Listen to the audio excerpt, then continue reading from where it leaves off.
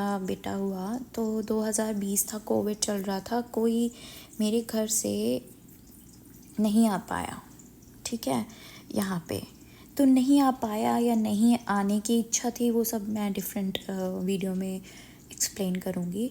But बहरहाल मेरे पास यहाँ पे कोई सपोर्ट नहीं था, तो वो मेरा फर्स्ट बेबी मेरे को सी सेक्शन से हुआ। और मुझे सच में कोई अकल नहीं थी कि मैं डॉक्टर को कन्विंस भी कर सकती हूँ कि let me get a feeling of how my body is reacting to this pregnancy, या फिर मैं नेचुरल बर्थ की तरफ भी जा सकती हूँ। जैसा डॉक्टर ने कहा यस ओके, जो उन्होंने कहा मैंने माना। तो एक डेट शेड्यूल थी जिस पे मेरे को सी सेक्शन के लिए जाना था। मैं गई और बेबी हो गया।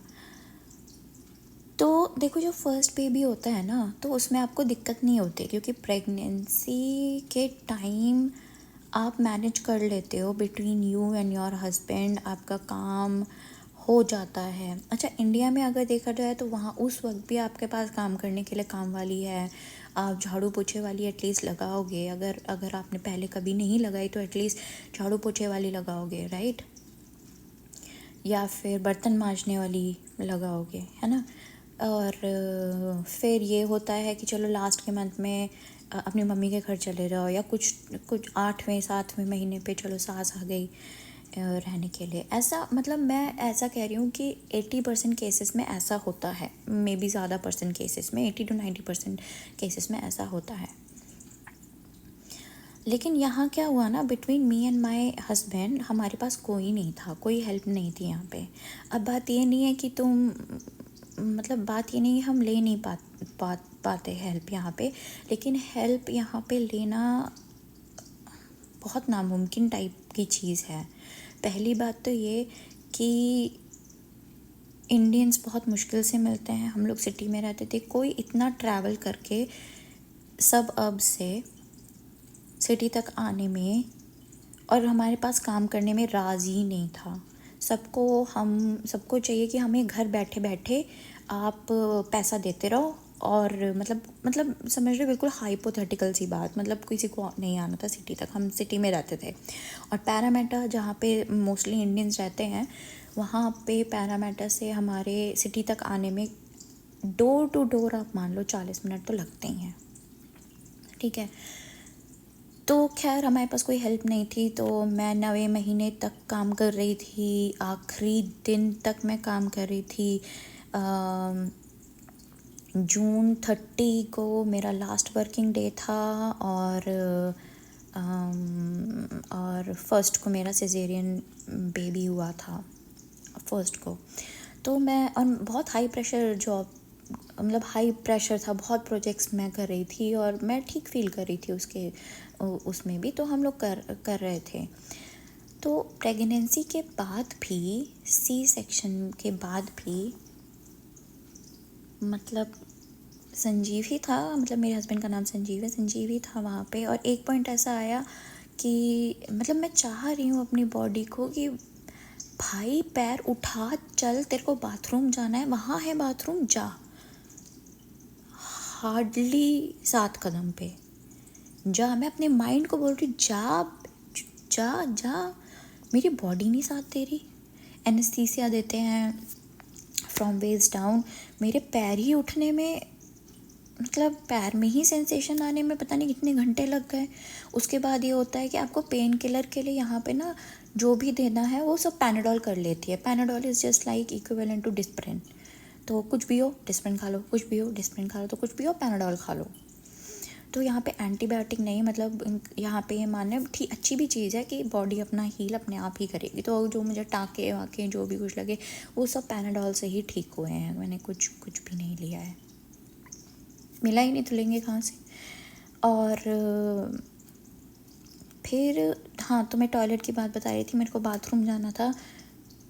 तो मैं दरवाजे की चौखट पे, मतलब हॉस्पिटल में ही मैं ढह गई, मतलब मुझे पता नहीं उसके बाद क्या हुआ। फिर मुझे इतना याद है, कोड ब्लू समथिंग करके कुछ तो चिल्ला रहे थे। फिर उसके ऊपर मेरे ऊपर एकदम ठंडा पानी डाला। तो मतलब मैं स्ट्रगल बता रही हूँ, वो स्ट्रगल। तब भी बच्चा जब गोद में आता है तो ब्रेस्ट फीड कराना, ये सब मैंने किया, मतलब between me and my husband. उसके बाद भी घर आ गए, बच्चे को पाला, उसको मतलब अपना खाना बेबी का करना, भाई हालत पतली हो जाती है। मैं तुम्हें बताऊं, अगर कोई कोई इंडिया में मेरे को ये कहता है ना, सब कर लेते हैं, सर पे पड़ती है तो हो ही जाता है।